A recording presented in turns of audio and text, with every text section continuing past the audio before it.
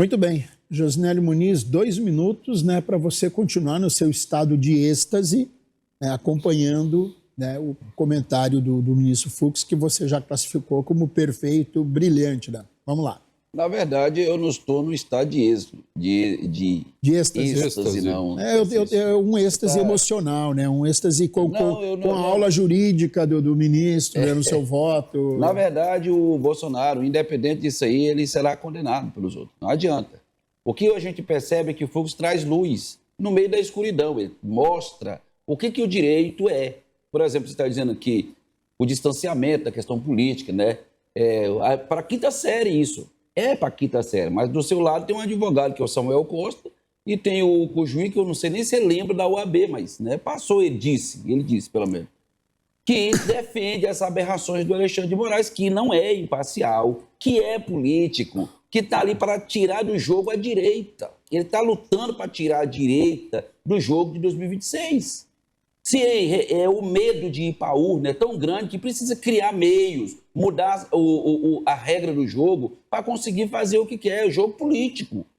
E é o que o Fux está dizendo, não, o juiz não é para isso. O juiz é para ser juiz da causa, independente de lado, seja de direita, seja de esquerda, seja de centro. A lei era para proteger toda a sociedade, independente que seja.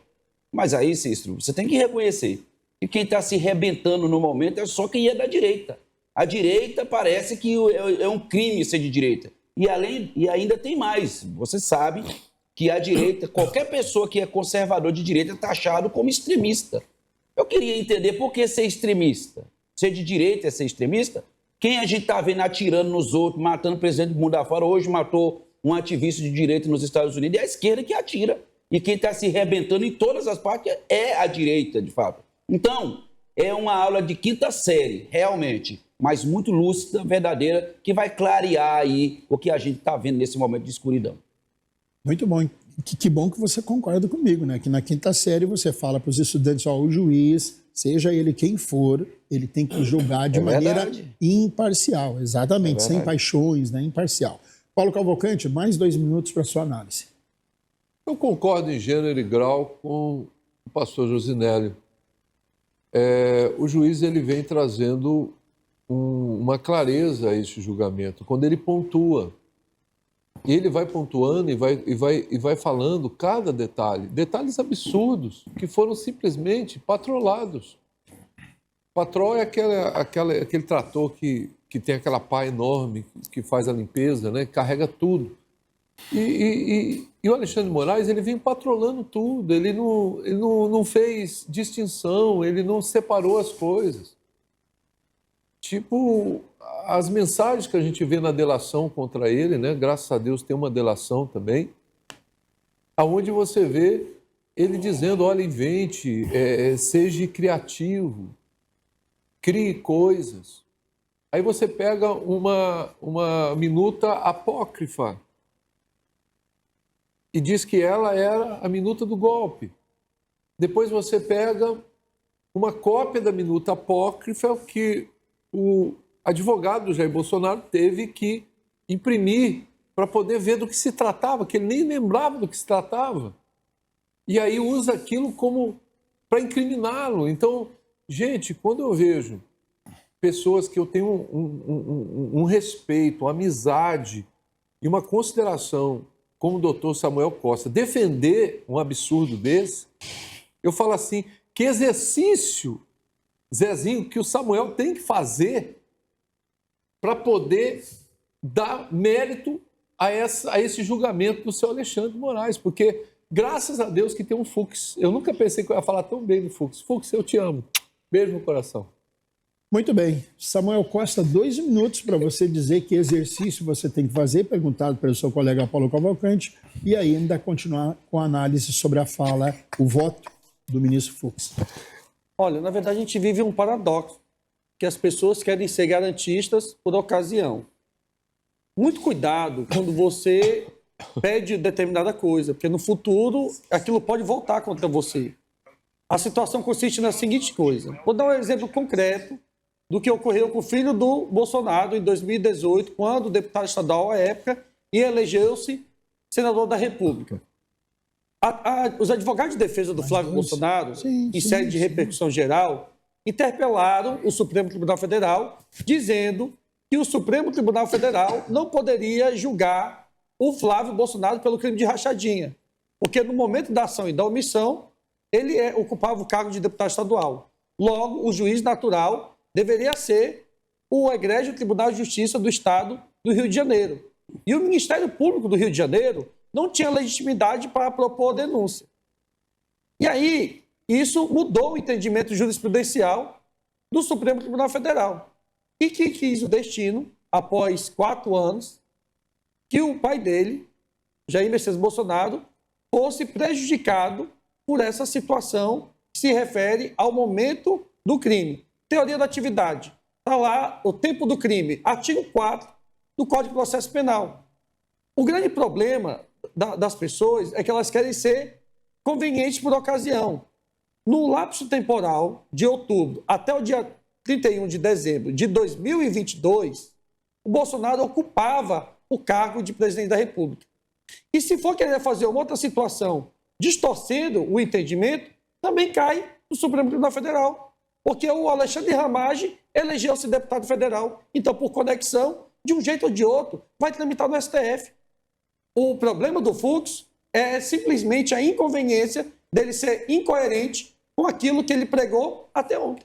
Muito bem, Samuel, muito obrigado. Zezinho Santos, por favor, 2 minutos para a sua análise. Olha, todos nós estamos aqui vibrando por um equilíbrio. Eu acredito o seguinte, a divergência, ela é boa. O debate, ele é bom. Coisa que mudaram no decorrer do processo. Para o quê? Para botar na primeira turma. Diz, isso, eu vou botar aqui porque aqui é mais fácil. É a cultura de condenar. Vamos condenar. E o que Fux diz é o seguinte, que o STF não pode ser um tribunal político, coisa que o juiz já defendeu, que é um tribunal político, coisa que Barroso já defendeu, é um tribunal político. Conversa. Supremo é a mais alta corte. Suprema Corte, ela tem que ser a última instância. Ela tem que ser uma instância isenta para julgar inconstitucionalidade. E não. E aí, quando você vê o Cícero vem aqui e diz, olha, isso aí é para... Não, meu amigo, militância aqui não cola, não. O que aconteceu é o que ele está dizendo. Ele disse, olha, eu não vou nominar os colegas por respeito. Eu não vou nominar para fica com respeito, para não ser... Ele teve o respeito. Primeiro, ele fez o compromisso de não ser interrompido e foi lá e fundamentou e disse o seguinte, o juiz não pode estar fazendo ser inquisitor como Alexandre de Moraes. Então, ele não age com imparcialidade. Ele é um juiz que, na verdade, todos nós sabemos como é que ele age. Ele coage testemunhas, ele intimida testemunhas, ele cala testemunhas. Esse é o juiz Alexandre de Moraes, que não tem legitimidade, que ele é vítima desse processo. E quando eu vejo o nobre amigo Samuel, advogado, não falar nada com nada, enroleixo, joga para a plateia, fica aqui para... Olha, que o Ramagem, olha que o crime da rachadinha. Vamos discutir. Você que é advogado, que foi para a faculdade, volta ou faz aí uma pós, alguma coisa, Samuel. Contribui com o debate. Você está envergonhando aqui. Muito bem, obrigado, Zé. Ramon Cujuí, 2 minutos para a sua análise. Bom, então eu já falei do serviço que o Fux prestou ao Supremo Tribunal Federal e à nação brasileira. E eu agradeço ao Fux por ter votado hoje, porque a cerveja está gelando, o vinho está comprado e a picanha está no congelador. Sexta-feira tem festa, não tem jeito. Não adiamos a festa. Voltando agora ao voto do Fux.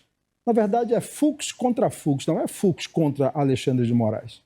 O ministro Luiz Fux julgou mais de 400 processos relativos a esse crime e em momento nenhum, ele disse que a competência não era do Supremo Tribunal Federal. 400 processos, mais de 400 processos ele julgou. Depois ele diz assim, a competência não é do Supremo porque não tem gente com foro privilegiado. Primeiro, é mentira, porque no núcleo duro aí, Alexandre de Ramagem é deputado federal. Então tem gente que puxa a conexão para ser no Supremo Tribunal Federal. Depois, quando você volta para os votos de Luiz Fux, por exemplo, quando foi a AP 470 do Mensalão, ele votou para gente que não tinha foro ser julgado pelo Supremo Tribunal Federal. Esse é Luiz Fux, né? O ministro Luiz Fux, ele entrou numa situação de que ele próprio está enfrentando o Luiz Fux. Qual é o Luiz Fux que fica? Né? A argumentação que ele apresenta hoje contradiz tudo que ele vem fazendo nos últimos 6 meses. No que diz respeito à alteração de que não era, o STF alterou o negócio do regimento para pegar, isso é outra balela. O regimento interno do Supremo Tribunal Federal, ele vale desde 1981. Ele foi alterado em 2014 pela emenda regimental número 49, depois que aí levou os julgamentos que eram do plenário para as turmas. Depois foi alterado em 20 pela emenda regimental 57, que retornou os julgamentos das turmas para o plenário, e depois pela emenda regimental número 59, que tornou a levar os julgamentos do plenário para as turmas. É isso. Muito obrigado.